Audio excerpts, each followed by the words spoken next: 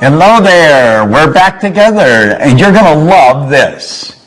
Now, I'm betting that you really liked paradigms. I remember when I first discovered that, I thought I was the only one that knew it. It's such a neat idea. Now we understand why we're not doing what we already know how to do. Now let me ask you something really important. Are you, or maybe a loved one, a family member, somebody that you're very close with, leaving your dreams on the table insofar as your money is concerned, or maybe the travel you'd like to do, or relationships that you want to develop, or the health that you really, truly want to enjoy, or maybe even your love affair. You're missing it. The dream has escaped you. How would you like to know a formula that's as exact as mathematics on how to get what you want? See, most people are really extras in their own movie. They look at somebody else and they think, wow, if only I could do that. Well, let me let you in on a secret. You can do that if that's what you want to do. I'm betting that is probably not what you want to do. That's what they want to do. And you know something? If they're doing what they want, you can do what you want, and I can do what I want. See, we're all working with the same mental faculties. We're all working with the same power, and we're all working with the same laws. So it's a matter of understanding how to set and how to achieve goals. Have you ever been really ready to do something and you were scared stiff, and so you backed away and left it back on the table? I know I've been like that. I know a lot of people are like that. Well, if you've done that in the past, or a loved one, you can share this with them. And I would suggest that you do invite some friends in and share this with them. And then sit around as a group and openly and very transparently discuss these hang-ups that we've got, because we've all got them. You're not the only one with them. Now let's stop and think about goals. You know, Thoreau was, he was quite a guy. He said, if a person will advance confidently in the direction of their dream and just endeavor, in other words, you only have to give it your best shot, endeavor to live the life that you've imagined. Do you know what's going to happen? He said you'll meet with success unexpected in common hours. You'll be on your way downtown to do some shopping, and you'll think, I did it. I actually did it. I reached the goal. Do you know the beautiful part about working with goal setting and goal achieving with the right rules by law? That's exactly what happens. You reach the goal and you're motoring at such a speed and having so much fun, you get past it before you realize you've already done it. You're probably off to the next one. Do you know what it is? It's a habitual way to live a creative life that's fulfilling, that really leaves you inside like you've got something. Now, I refer to the system that we use in the Proctor Gallagher Institute. I refer to it as the ABC of goals. Now, you'd say, well, this looks pretty elementary. Well, I'm going to let you in on a secret. It is very elementary. It's just that most people never really learn it. Now, I'm going to talk about the A level of goals as doing things you already know how to do. I had a young guy come up to me one time in a seminar, and he asked me if I'd talk to him about his goal. And I said, sure, what's your goal? He said, I want to get a new car. I said, okay, what kind of a car do you want? He said, I want a new Pontiac. And I said, I see. I said, what are you driving now? He said, a Pontiac. Now, you know, some little guard stuff to jump up in my mind. And I said, how old is your car? And he says, it's 4 years old. Well, I said, it's probably time you got another car anyway. You know, I said, how long have you had it? And he said, 4 years. So I said, now let me get this straight. You have known for 4 years how to get a new car. Yeah? Well, I said, then that wouldn't constitute a goal. Now that doesn't mean you don't get a new car and you don't get a new Pontiac. You can get a Cadillac if you want. You can get a Maserati if that's what you really want. And you should get a car. But you've known for 4 years how to get a car. You see, the beautiful part about goals and understanding it is goals are not to get. Goals is not, you don't set goals for acquisition. You set goals to grow. You set goals to reach inside and stretch and go where you've never been. You set goals to take you to a place you've never gone before. And you grow as a human being, and you know something, you never go back. So A-type goals, forget it. Now let me let you in on a little secret. I'll caution you. Probably all the people you mix with deal with A-type goals. Now why do I say that? Because we're attracted to people that are on the same frequency as us, that are in harmony with us. We talk about the same things, we like about the same things. So when you go for that new goal that's beyond the A-type goal, they're not going to support you. It's not that they don't love you, it's not that they don't want you to win. They don't want you to leave. That's right. They don't want you to leave, and you're going to leave, you're going to raise your consciousness, and you're just automatically going to attract a whole new world into your life. So where do we go if we don't do A-type goals? Well, you go to a B-type goal. Now, many of the people that really think they're shooters, they're really making it happen, they're going after B-type goals, and this really doesn't cut it. It really doesn't cut it. You know how I said in paradigms you got all this knowledge, but you're not using it? Well, that's true in the B-type goals too. See, the person that's after the B-type goal, they pay attention to what's going on in their life. They know how much money they've got in the bank. They know how much is coming in. And they're pretty accurate when they survey their world. I'm talking about their material world and their social world of, him and her and it and them, the people that they could go to for support. And they've got to have a plan. The plan has to be right on the money. Now, they think if this happened, and if that happened, and if she did this, and he did that, and if that money come in like I want it to come in, if all these things happened, then I could do that. And so reluctantly, we say, that's the goal. You'd say, well, is that really the right goal? No. Why not? Well, because you see, you already see how it's going to happen. So in that respect, it's much like an A-type goal. You've got to stretch a little bit, but you know if everything falls in place. Now, I'm going to tell you something else. There's no inspiration in a B-type goal. And you're going to have to be inspired. But you don't get inspired going after a B-type goal. And your old buddies, the A-type people that you're always with, they're not going to support you because they don't want you to leave. So we got no support, and we've got no inspiration. Now what's the next? The next is a C-type goal. See, the C-type goal, that's what I really want. When you sit and you daydream, you may have a couple of drinks in your mind, whoa, and you're off on a trip somewhere. If only we could do that, if only we could do. And you're fantasizing. But you see, there's a problem with fantasizing. You have been told you don't fantasize.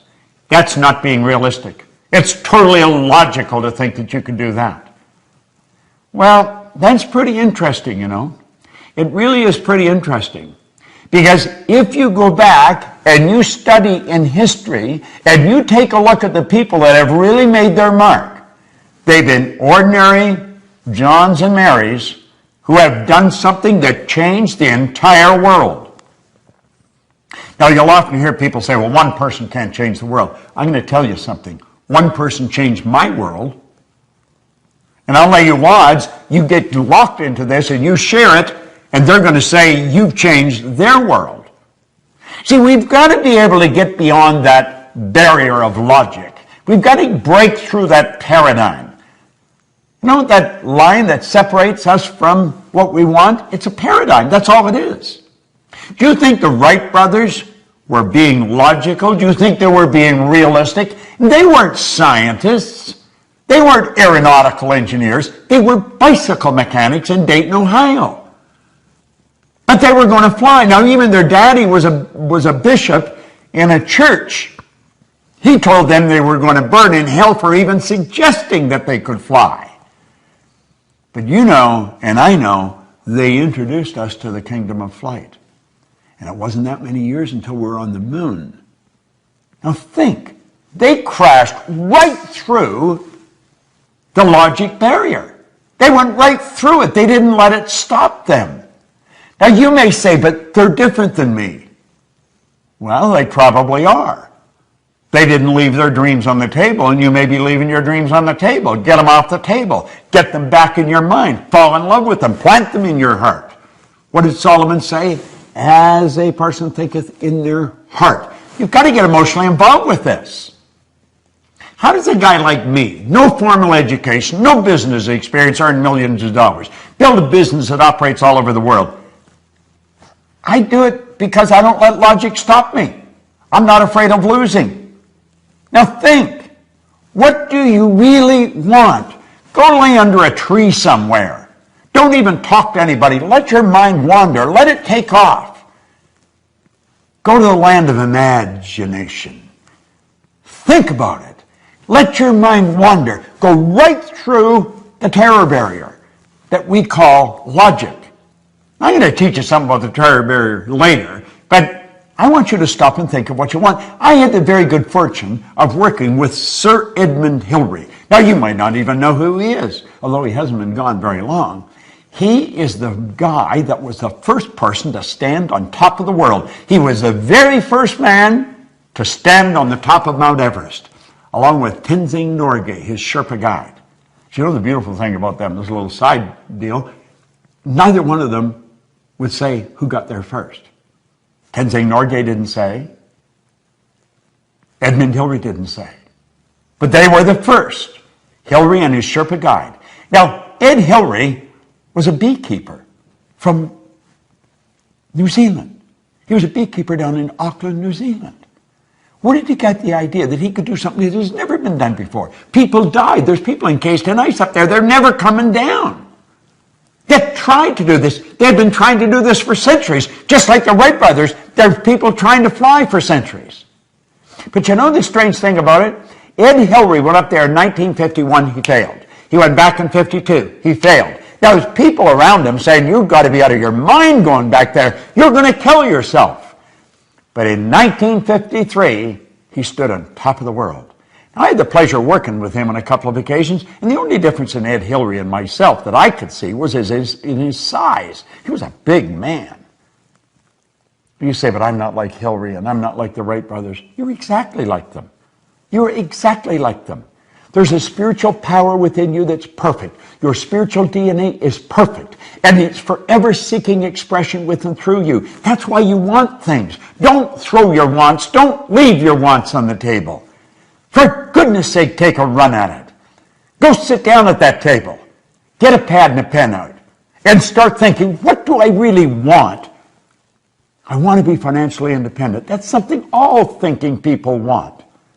I'm going to tell you something. When you have no money problems, you'll be amazed how much free time you have. You see, in this program, we talk about wants. We're not talking about what we think we can do, and we're not talking about what we've done in the past. We're talking about where we're going, what we're going to do. What do you want? I guarantee you, if you can describe it, if you can see it in your head, you can hold it in your hand. That's exactly the way it works. Napoleon Hill, my mentor, he said anything the mind can conceive and believe it can achieve. Now, you may not believe you can. I guarantee you stick with us and you keep studying what I'm sharing with you, and you'll change your beliefs. See, I found out that was one of the keys in my success. I changed my belief. See, our belief system is based upon our evaluation of something. And frequently, if we reevaluate a situation, our belief about that situation will change. There's a three-step process for goals, goal setting and achieving. It's fantasy, theory, fact. You've got to build the fantasy. And it's okay to say that it's just a fantasy. That's where everything starts. That's where your clothes started. You probably have synthetic fibers on. You didn't always know how to do that. The building you're in, the air conditioning, the heating system, your cell phone, your computer. The fact that I can shoot this here and you can sit there and watch it. We weren't always able to do this. Somebody fantasized.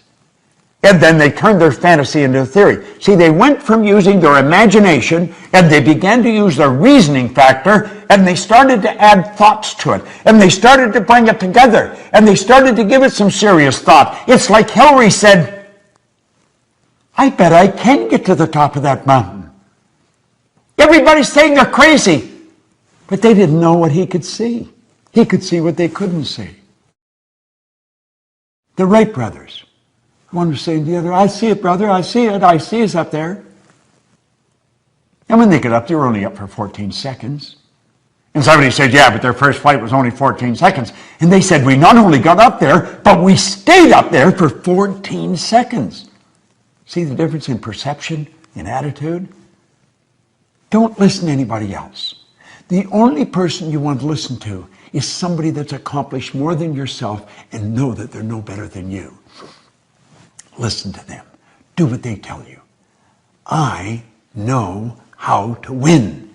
If you can build the fantasy and you can turn it into theory, I guarantee you it'll turn into a fact. You hold the idea in your mind and it must manifest in form. That is an absolute law. The wealthiest man in the world in 1908 really started this movement that we are talking about today. Andrew Carnegie told Napoleon Hill, he said, any idea that is held in the mind, that's emphasized, that you fall in love with, that's either feared or revered, will begin at once to clothe itself in the most convenient and appropriate form available. Now, I want to share something that a lady come up on an airplane and give to me. She said, your materials really helped me. I want to give you something that's helped me, and it'll probably help you. It's a wonderful quote, and no one gets credit for it. Said, blessed are the humans who look for unseen things that are intuitive, but not yet accepted into the reality of life. The intuitive is the feeling part of you, the part that can see something nobody else can see. You see it in your mind. It's never been accepted into the reality of life by you or any of your friends or relatives or loved ones. But you can see it. You wouldn't be able to see it if you couldn't get it. Blessed are the humans who look for unseen things that are intuitive but not yet accepted into the reality of life. Now listen to what he says. They will be rewarded with knowledge and wisdom and will become the forerunners of the newest sciences on the planet. Do you know something? There has been over 1,000 people go up Mount Everest since Ed Hillary did. I get on a plane now to fly to the other side of the world, and I go to bed. That's right. I go to bed. They've even got a bed, and they give me a duvet to cover myself. And they ask me if I'd like breakfast when I wake up. God bless the Wright brothers. God bless Ed Hillary. They're no different than you or me. Don't let the fact that you don't know how to do it set the goal. In fact, if you know how to do it, it's probably no good. It's got to scare and excite you at the same time. Now, I want you to go and sit down at that table. And you pick up those dreams that you've left sitting there for a while. And you say, no more. I'm alive, I'm awake, and I'm on the move, baby. There may be no one that understands, but I understand. And you write out your goal in the present tense. I am so happy and grateful. Now that, and describe it. And I'm going to come back, and I'm going to share something with you that most people never know. I'm going to teach you about the terror barrier. And when you get that, along with the paradigms in this one, I'm going to tell you, baby, you got results that stick. Don't let it slip through your fingers. Don't leave it on the table. Claim it. It's yours. This is Bob Proctor. Thank you.